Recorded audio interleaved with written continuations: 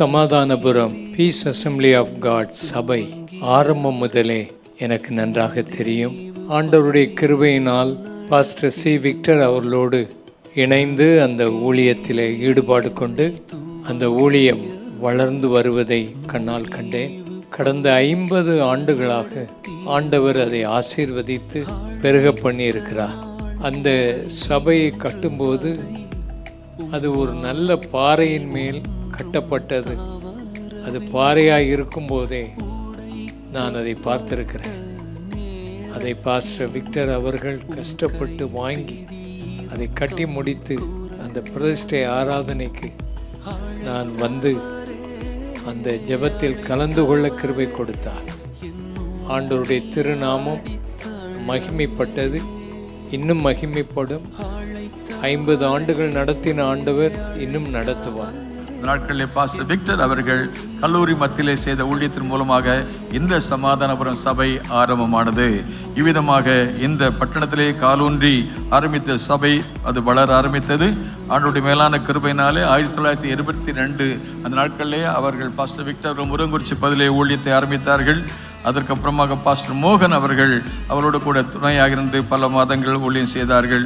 இதன் விளைவாக ஆண்டவருடைய மேலான கிருபையினாலே அதற்கு பின்பதாக இந்த இடம் வாங்கி ஆலயம் கட்ட கர்த்தர் கிருபை செய்தார். நம்முடைய பீஸ் அசெம்பிளி ஆஃப் காட் 50 ஆண்டுகளை காண்பது மிக ஆச்சரியமானது. நான் பீஸ் அசெம்பிளி ஆஃப் காட்ல ஆரம்பத்திலிருந்து இப்பொழுது இருக்கிற இடம் வாங்குவதற்கு முந்தி வேறொரு இடத்துல அந்த சாந்தி காலனியில மேலே நடந்து கொண்டிருந்தது. அதுல நான் பாஸ்டர் விக்டர் அவர்கள் நடத்தினார்கள். நல்ல மக்கள் அந்த நாட்களில் வந்தார்கள். பாஸ்டர் விக்டர் நல்ல ஊழியங்களை செய்தார். அடிக்கடி கூப்பிடுவார். சில விசேஷ கூட்டங்கள்ல பேசி இருக்கிறோம். கர்த்தர் மிகவும் அதை ஆசீர்வதித்தார். ஆரம்ப ஊழியம் மிக வெற்றிகரமாக நடந்தது. பாஸ்டர் விக்டர் நல்ல ஊழியங்களை செய்தார்.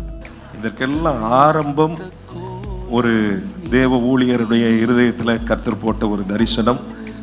ரெவரண்ட் சி விக்டர் அவர்கள் அந்த தரிசனத்தை செயல்படுத்த தங்களை அர்ப்பணித்து இந்த ஊழியத்தை ஆரம்பித்தார்கள். ஆரம்பித்து அவர்கள் இந்த பாளையங்கோட்டையில் பீஸ் அசெம்பிளி ஆஃப் காட் சபையை இந்த இடத்தை அவங்க வாங்கி இந்த இடத்துல ஒரு ஆலயத்தை கட்டி அவர்கள் ஊழியத்தை நடத்தி வந்தார்கள். அவர்கள் 12 ஆண்டுகள் இந்த இடத்துல ஊழியம் செய்தார்கள். அப்பொழுது முதலாக ஜங்ஷனில் தான் சபை, உடையார்பட்டியில் அசெம்பிளிஸ் ஆஃப் காட். அப்போ இங்கே வந்து பாஸ்டர் விக்டர் இவங்க பாஸ்டர் மோகன் மூலமாக இங்கே கல்லூரிகளுக்காண்டி ஒரு இடம் வந்து நம்ம இந்த சமாதானபுரம் பஸ் ஸ்டாண்டுக்கு ஏற்றால ஆரம்பிக்கப்பட்ட ஒரு கட்டடத்தில் கல்லூரி சபை தான் நடந்துச்சு. கல்லூரி மாணவர்களுக்காக முதல் சபை உடையார்பட்டியில் பாஸ்டர் பாலஸ், அங்கெல்லாம் நாங்கள் விசுவாசிகள். அப்போ முழு ஜபம் அங்கே நடக்கும். அப்போ பாஸ்டர் விக்டர் தலைமையில் இந்த டாக்டர் ராஜகுமார் இந்த பெட்ரோல் பங்கு வச்சுருக்காங்களா, அவர் மெடிக்கல் ஸ்டூடெண்ட்டாக இருந்தார். இதில் முக்கியமான பங்கு வந்து ஜான்ராஜ் பிரதர் தான் இவங்களெல்லாம் கூட்டிகிட்டு வருவாங்க. அப்போ பாஸ்டர் விக்டர் வந்து ஒரு ஒரு மஃப்ளர் போட்டிருப்பாங்க. போட்டுட்டு இவங்கெல்லாம் ஒரு 6-8 வாலிபர்கள். அப்போ வந்து ரொம்ப தீவிரமான வாலிபர்கள். அப்படி தான் இங்கே கல்வெட்டாங்குடி, இங்கே இபி ஆஃபீஸு பக்கத்தில் பெரிய கல்வெட்டாங்குடி எங்களுக்கெல்லாம் நல்லா தெரியும். அருமையும் ரட்சகரும் ஆகிய இயேசு கிறிஸ்துவின் இனிய நாமத்தில் இந்த 50 ஆண்டுகள் கடந்திருக்கிற அருமையான பீஸ் ஏஜி சபையின் தலைமை போதகர் ரெவரண்ட் கிளாரன்ஸ் மர்தையா ஐயாவையும் உடன் ஊழியர்கள், குடும்பத்தினர், விசுவாச பெருமக்கள் ஒவ்வொருவரையும் நாங்கள் கிறிஸ்டியன் அசெம்பிளி சபையின் சார்பாக வாழ்த்துகிறோம். ஒரு விதத்தில் சொல்லணும்னா எங்களுடைய சபைக்கு சீனியர் நீங்கள் தான். ஹல்லேலூயா. அருமையான ரெவரண்ட் சி விக்டர் ஐயா அவர்கள் 2 சபைகளை உருவாக்கினார்கள். அவருடைய இருதயத்தில் நீங்காத ஒரு இடம் இருந்த சபை உண்டு என்றால் அது மூத்த குமாரனா இருக்கிற பீஸ் ஏஜி சபை. அந்த மூத்த குமாரனை எப்பொழுதுமே அவர் நேசிப்பார். தூரத்தில் இருந்து அவைகளை கண்டு ரசித்தவர். ஆசாசையாய் வளர்த்தது இளைய குமாரன், அது கிறிஸ்டியன் அசெம்பிளி சர்ச். ரொம்ப ஆசாசையாய் கட்டினார். இந்த மூத்த குமாரன் எப்பொழுதுமே ஃபஸ்ட்டு பிறக்கிற பிள்ளைகள் பிறந்த உடனே அவங்களுக்கு எல்லாத்தையும் சௌகரியம் கொடுக்க முடியாது. ஏன்னா கல்யாணம் கட்டி உடனே பிறக்கிற பிள்ளை. அதே போல தான் உடனே பிறந்த முதல் குழந்தையை மிக சிரமத்து நடுவில் கட்டினார். ஆகவே இந்த 2வது பிள்ளை கிறிஸ்டியன் அசம்பிளியை மிகவும் ஆசாசையாய் கட்டினார். ஆனால் 2 சபையையும் ஒரு தரிசனம் தான் கட்டி எழுப்பியது. வாலிப வயதில் தன்னுடைய படிப்பை முடித்த நாட்களில் ஒரு அழைப்பு, அந்த அழைப்பை அவர் ஏற்றுக்கொண்ட பொழுது தாயார் அதை எதிர்த்தார்கள். ஏனென்றால் படித்து நல்ல நிலையில வர வேண்டிய ஒரு மகன் ஊழியத்தில் வறுமையை அனுபவிக்க வேண்டுமா என்கிற ஒரு கோணத்துல தாயார் அந்த தரிசனத்தை புரிந்து கொள்ள முடியாமல் தத்தளித்த பொழுது தன்னுடைய சகோதரி ஆகிய சிஸ்டர் பாஸ்டர்மா கெட்சியால் மோகன், பாஸ்டர் மோகன் ஐயா அவர்களுடைய மனைவி அவர்களிடத்துல போய் ஆலோசனை கேட்டு சபை ஊழியத்திற்காக தன்னை அர்ப்பணித்தார்கள். இந்த இடம் இன்று வளமான ஒரு பெரிய தேவாலயமாய் கட்டப்பட்டு இருக்கிறது. ஆனால் இதன் தொடக்கம் இந்த இடத்தை பார்க்கும் பொழுது யாருமே வாங்க முடியாத ஒரு இடம். இந்த இடம் ஒரு பாறை நிறைந்த இடம்.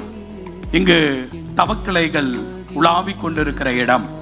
இது ஒரு இந்த இடத்துல சபை கட்ட முடியுமா என்கிற கேள்வி வாங்கின உடனே ஏளனமான கேள்விகள் எழும்பின பொழுது சகரியா 4:12 பார்க்கும் பொழுது அற்பமான ஆரம்பத்தை அசட்டை பண்ணுகிறவன் யார்?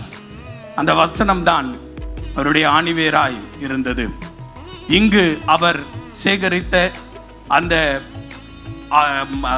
சபை கட்டுமான பணிகளுக்கான அந்த எக்ஸ்பீரியன்ஸ் தான் அயனாவரம் பகுதியில், சென்னை அயனாவரம் பகுதியில் குப்பை மேடை அவருக்கு சபையாய் அந்த இடத்துல வாங்க வேண்டும் என்று எண்ணும் பொழுது அவருடைய இருதயத்தில் இருந்த எண்ணம் என்னவென்றால், ஒரு பாறையை குடைந்து பீஸ் அசம்பிளியை கட்ட முடியும்னா குப்பையை எரித்து கிறிஸ்டியன் அசம்பிளியை என்னால் கட்ட முடியும்.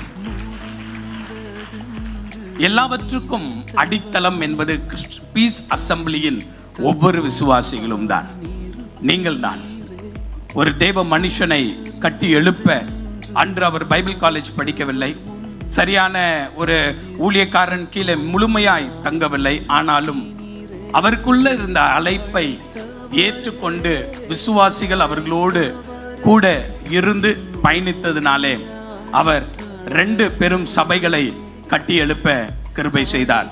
தற்போது அவர் நம்மிடம் இல்லை.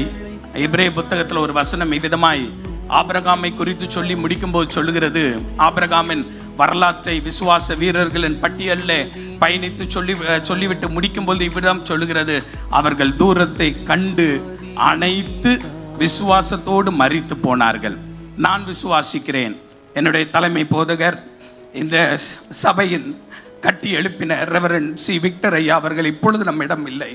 ஆனால் இந்த சபை 50-100 ஆண்டுகள் கடக்கும் என்கிற விசுவாசத்தோடு அதை தூரத்தில் கண்டு அனைத்து அவர் கர்த்தருக்குள் நித்திரை அடைந்தார்.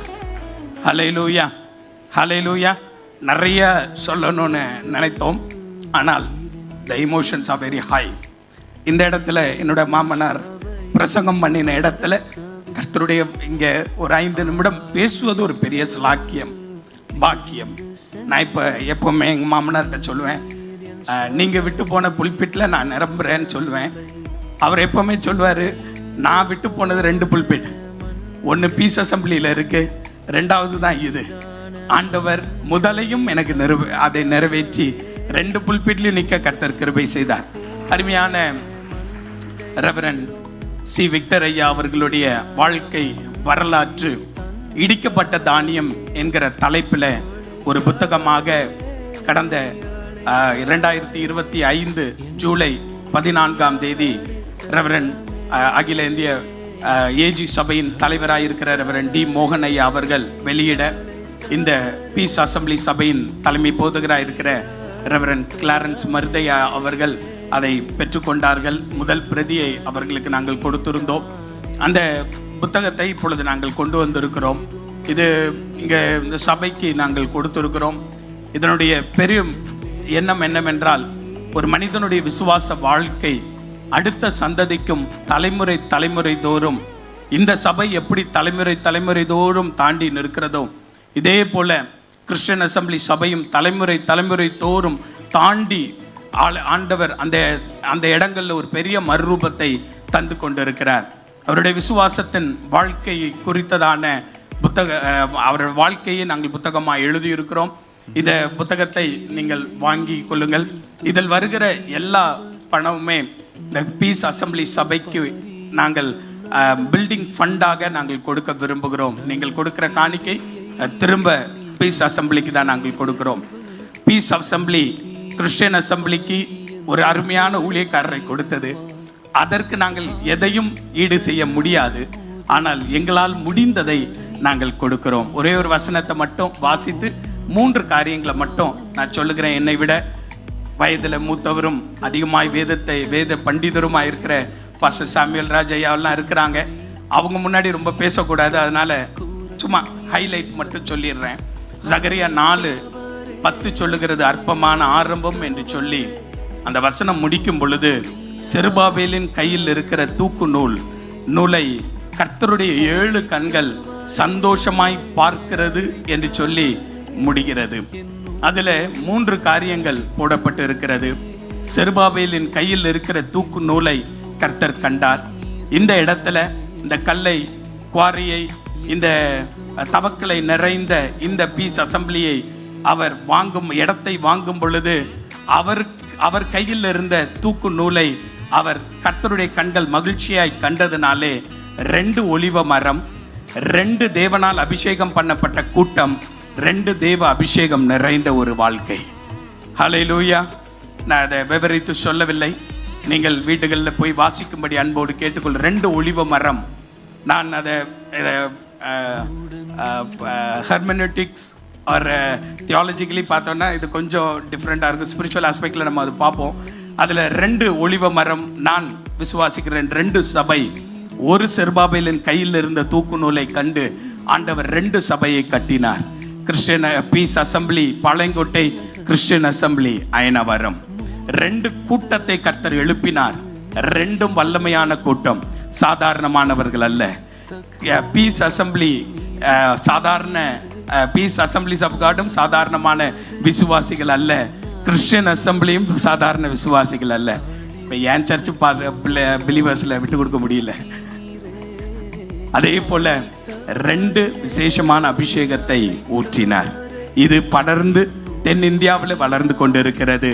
அது சென்னை சிட்டியில் வளர்ந்து கொண்டிருக்கிறது. கர்த்தர் ஒருவருடைய தரிசனம், ஒரு கீழ்ப்படிதல், ஒரு அர்ப்பணிப்பு. அந்த அர்ப்பணிப்புக்காக விளக்கிரயத்தை கொடுத்தார். ஒவ்வொரு சபை கட்டும் பொழுதும் அவர் விளக்கிரயத்தை கொடுத்தார். முதலாவது தன் தாயை இழந்த பொழுது பீஸ் அசம்பிளியை கட்டி எழுப்பினார். தன் மனைவியையும் மகனையும் பறி கொடுத்து அதை விளக்கிரயமாய் கொடுத்து கிறிஸ்டியன் அசம்பிளியை கட்டி எழுப்பினார். நீங்கள் அனுப்பின ஒரு ஊழியக்காரன் தன்னையே விளக்கிரயமாய் கொடுத்து சபைகளை ஸ்தாபிப்பவராயிருந்தார். ஹல்லேலூயா. சபையின் சார்பாகவும் எங்களுடைய குடும்பத்தின் சார்பாகவும் அவருக்கு ஒரு சின்ன ஒரு ஷீல்டு கொடுக்கலான்னு எண்ணிக்கொண்டு இருக்கிறோம். ரொம்ப சிம்பிளானது தான், ஆனால் அதை பாஸ்டர் அவங்க அங்கீகரிப்பாங்கன்னு நாங்கள் விசுவாசிக்கிறோம். என்னுடைய மனைவியையும் பாஸ்டர் அவர்களுடைய ஒரே மகளையும் ஒரே பேத்தியையும் நான் அழைக்கிறேன். மறக்கவில்லை ஆயிரங்கள் அன்றைய நாம் மையப்படுவதாக பாஸ்டர் விக்டர் அவருடைய சார்பிலே கொடுத்த இந்த வெகுமதியை நாங்கள் பீஸ் ஏஜி சபை சார்பிலே நாம் அதை பெற்றுக்கொள்கிறோம். கரங்களை தட்டி கர்த்தரை இந்த நம்முடைய சபையின் சார்பில் கொடுக்கிற இந்த வெகுமதியை உங்கள் சார்பிலே அவர்களுக்கு நாங்கள் வழங்க இருக்கிறோம். நாம் கரங்களை தட்டி அவர்களுக்கு இந்த பரிசை கொடுக்கிறோம்.